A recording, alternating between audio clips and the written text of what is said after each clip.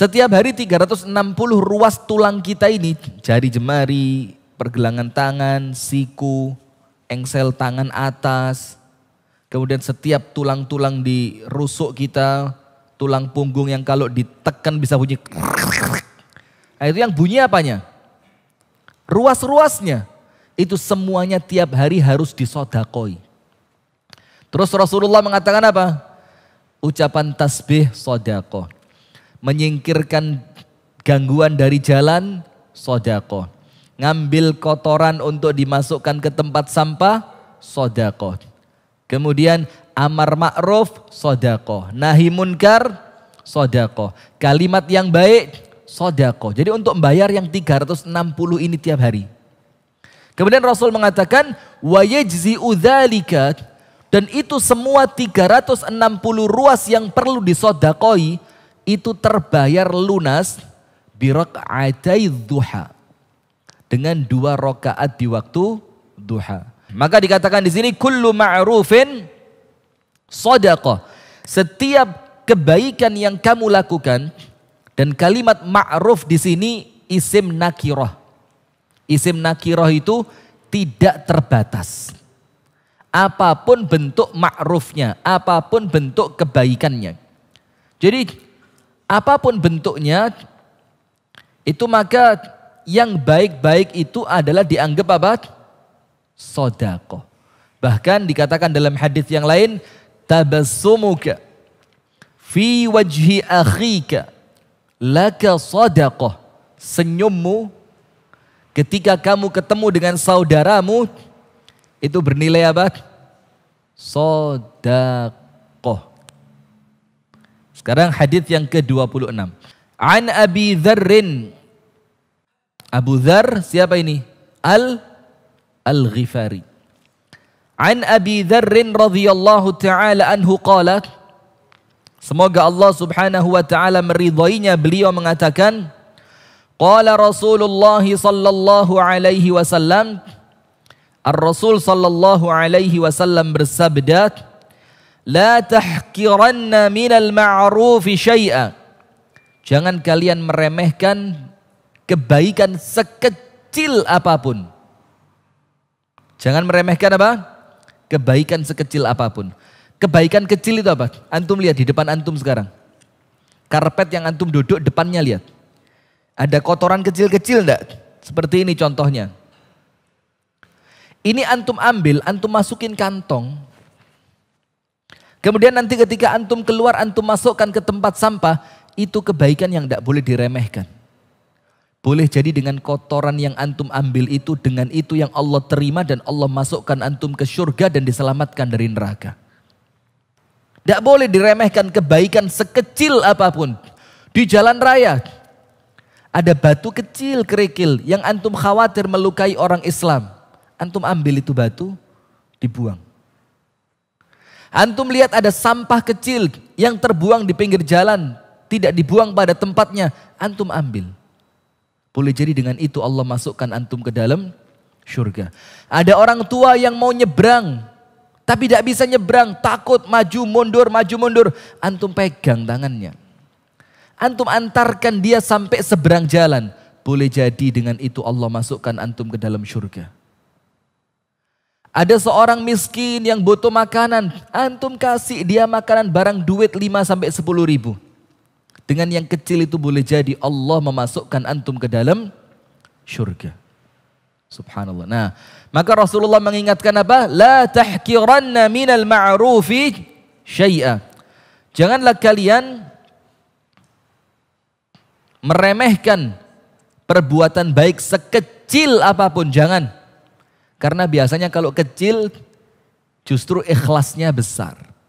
Betul enggak? Kalau amalannya besar, terkadang kita butuh pengakuan. Kan? Butuh apa?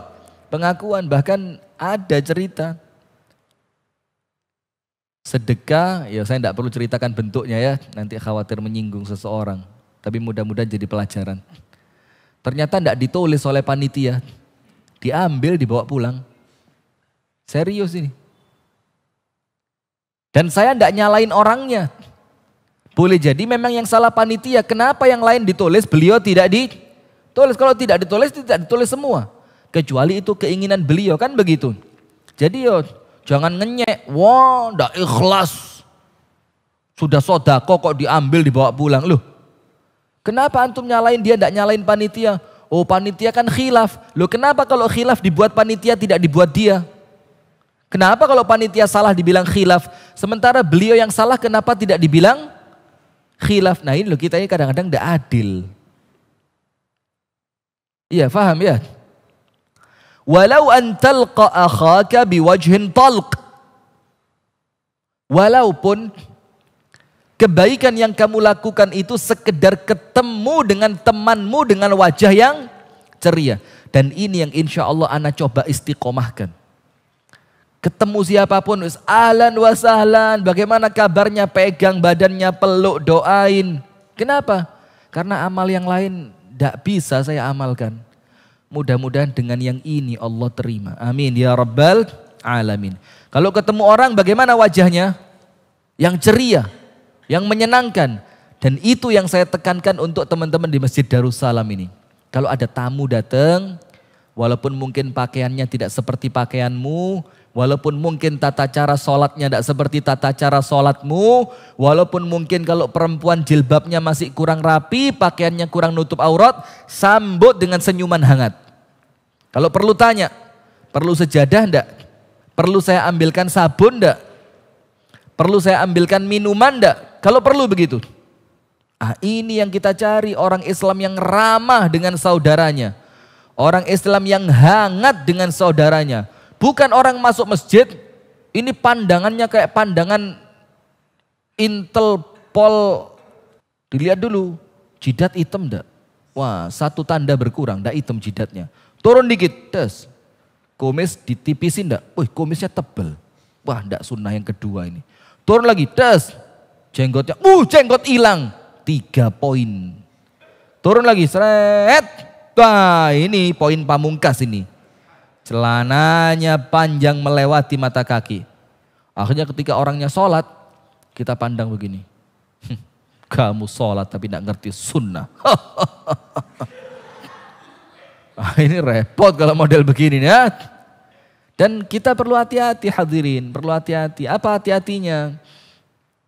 Kalau kita ini dengan apapun yang kita lakukan merasa lebih baik dari orang lain, dicoret sama Allah sudah. Dicoret sama Allah sudah. Ngaji, akhirnya menganggap pengajian kita lebih baik dibanding pengajian yang lain. Dicoret. Sholat karena mungkin durasi waktunya lebih panjang. Sholatku lebih baik dibanding kamu. Kamu 23 cuma 7. Saya 30 menit. Nganggap kita lebih baik, dicoret sama Allah. Apalagi karena menganggap dirinya lebih tauhid, yang lainnya masih belum sempurna tauhidnya. Kemudian menganggap, kita ini yang ahlu tauhid. Menganggap diri lebih baik gara-gara pengajiannya, gara-gara ilmunya, gara-gara ibadahnya. Apa yang terjadi? Ibadah kita tercoret. Karena ibadah itu bukan untuk menjadikan kita tinggi di hadapan manusia, tapi justru untuk menjadikan kita semakin tunduk di hadapan Allah Ta'ala. Jangan meremehkan kebaikan sekecil apapun, walaupun sekedar berjumpa dengan saudaramu dengan wajah ceria. Hadis yang ke-27. Wa an Abi Dzarr radhiyallahu ta'ala anhu qala. Dari Abu Dzarr Al-Ghifari, semoga Allah meridhoinya. Qala, dia mengatakan, qala Rasulullah sallallahu alaihi wasallam.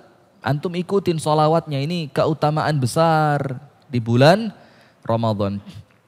An-Nabi sallallahu alaihi wasallam bersabda, idza tabakhta maraqatan, apabila kamu memasak daging. Jadi maraqah itu kuah daging. Kalau bahasa kita mungkin gulai, semur, pokok sop daging, atau bahasanya kaldu. Kalau rawon iklan lagi nanti, katanya tidak boleh iklan. Fa'akthir ma'aha, perbanyak kuahnya. Perbanyak apa? Kuahnya. wa ta'ahad jiranaka, dan kemudian kamu lihat tetanggamu mana yang perlu dikasih, mana yang perlu dibagi. Bagikan kepada tetanggamu. Nah tapi ya jangan kuah tok, ya tambahi kentang lah apa gitu kan. Ya mosok betul-betul kuah. Ya dengan kuah itu antum modifikasi, ditambahi sayur jadi sop sayur. Kentang, kasih seledri, kasih daun seledri, kasih wortel, kasih minimal ada makaroninya. Kan sesuatu yang murah-murah itu ya. Yang bisa kita dapatkan dengan harga yang tidak terlalu mahal. Nah, lihat Islam ini. Ngajarin kita untuk peka dan peduli kepada tetangga kita. Ada satu yang banyak kita ini lalai. Begini. Ana akan ceritakan kepada antum beratnya jadi orang kaya sama percis seperti beratnya jadi orang miskin papa. Karena dua-duanya apa? Ujian. Maka tidak adil kalau kemudian ujian kaya itu lebih mudah dibanding ujian miskin. Atau diuji dengan miskin lebih mudah dibanding diuji dengan, itu Allah tidak adil. Maka pasti sama. Bagaimana beratnya ujian jadi orang kaya? Harus tahu mana tetangganya yang perlu dia bantu. Sehingga kalau ada tetangganya yang tidak dia bantu dalam keadaan dia punya uang untuk bantu, maka dia berdosa besar. Terus orang kaya ngomong begini, loh lah dia ndak ngomong, ndak minta sama saya, lah ndak datang ke rumah, mana saya tahu. Kewajibanmu untuk tahu tanpa dia minta. Berat ndak? Berat ndak? Berat. Berat. Sampai Rasul katakan apa? La yu'minu, wallahi la yu'min, demi Allah tidak beriman. Man bata syab'ana wajaruhu ja'i'. Tidak beriman orang yang tidur dalam keadaan perutnya kekenyangan sementara tetangganya apa? Kelaparan. Ya Allah.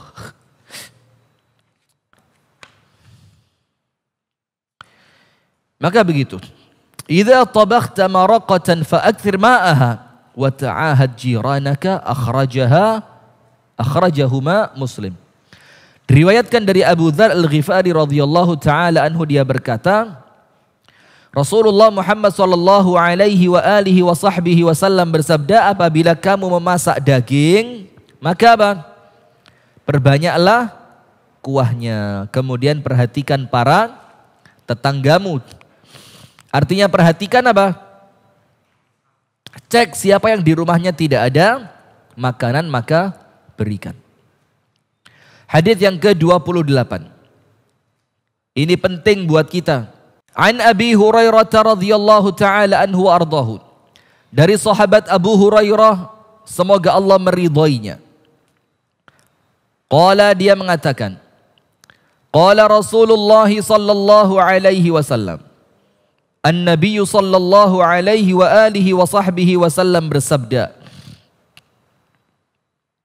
man naffasa an mu'minin kurbatan min kurabid dunya. Barang siapa menghilangkan satu kesusahan di antara kesusahannya orang yang beriman, naffasallahu anhu kurbatan min kurabi yaumil qiyamah, maka Allah akan hilangkan darinya satu kesusahan kelak di hari kiamat. Tidak sebanding hadirin. Kesulitan di hari kiamat itu jauh lebih menyesakkan kita dibanding kesusahan dunia. Kalau ada teman kita yang anaknya banyak, kita lihat pekerjaannya biasa saja, bahagiakan dia, kasih hadiah, kasih uang, kasih semua yang Anda bisa kasih sama dia. Iya, yang dengan itu Allah subhanahu wa ta'ala akan memudahkan kesulitan Anda kelak di hari kiamat. Maka saya mesti ngomong, kalau ada orang kaya itu keutamaan yang Allah kasih buat dia, yang tidak Allah kasih buat semua orang, ya. Maka kalau ada orang kaya sampai tidak masuk surga dengan kekayaannya, itu kok rasanya keterlaluan. Allah kasih fasilitas buat Anda. Anda tahu tidak dalam tanda kutip sahabat Nabi iri dalam artian ghibtah, iri yang baik. Suatu hari orang-orang miskin di kalangan para sahabat mengatakan, "Ya Rasulullah, dhahaba ahlud duthuri bil ujur." Orang kaya kalau mati pahalanya besar ya Rasul. Enak orang kaya kalau mati pahalanya besar. Lihat, irinya bukan pada hartanya, tapi pada apa? Pahalanya. Maka antum sekarang lihat, ini Al-Habib Muhammad bin Anis bin Sahab yang menceritakan. Beliau bilang kalau kamu lihat orang kaya yang rajin sodako, maka kamu bisa ngelihat hatimu di mana dari bentuk pertanyaanmu. Sekali lagi ya, kalau ngelihat orang kaya yang rajin sodako, maka kamu bisa melihat hatimu itu hati dunia atau hati akhirat dengan pertanyaan yang muncul saat itu. Kalau pertanyaanmu, kaya sekali, dapat dari mana itu uang seperti itu? Maka kamu duniawi. Karena yang kita pikirkan hartanya. Tapi kalau pertanyaan kita, ya Allah, enak sekali dia bisa sodakoh ya Allah. Kepingin aku seperti dia ya Allah. Yang bikin antum risau bukan kayanya tapi sodakohnya. Maka antum ukhrawi. Sesungguhnya apabila kita bersedekah, kita bukan sedang menolong orang lain, tapi kita sedang menolong diri sendiri. Karena Rasulullah SAW bersabda, "Al-mar'u tahta dhilli sadaqatihi yaumal qiyamah." Kelak di hari kiamat seseorang akan dinaungi oleh sedekahnya. Itulah kenapa Allah Subhanahu wa taala berfirman, "Ma 'indakum yanfad wa ma 'indallahi baq." Apa-apa yang kalian simpan di sisi kalian akan sirna, tapi yang kalian simpan di sisi Allah maka dia akan kekal. Nah, maka kami mengajak kepada saudara sekalian untuk berbagi kebahagiaan di bulan Ramadan ini. Sehingga kebahagiaan yang kita akan berikan kepada orang-orang yang nampaknya kurang beruntung, mereka tersenyum gembira, Anda yang insya Allah akan memanen pahala dari kegembiraan mereka. Maka dari setiap 10.000 yang Anda sedekahkan kepada kami melalui Yayasan Sayap Dakwah Organizer, ada 10.000 porsi buka puasa yang kita bagikan, 1.000 paket untuk yatim, du'afa dan mu'alaf yang akan kita berikan, dan pengadaan 1.000 kitab untuk kajian dan penyelenggaraan i'tikaf, operasional dakwah dan kegiatan sosial yang lainnya. Maka kami mengajak, jangan lupa sisihkan sebagian dari harta kita melalui rekening Yayasan Sayap Dakwah Organizer di bawah ini. Assalamualaikum warahmatullahi wabarakatuh.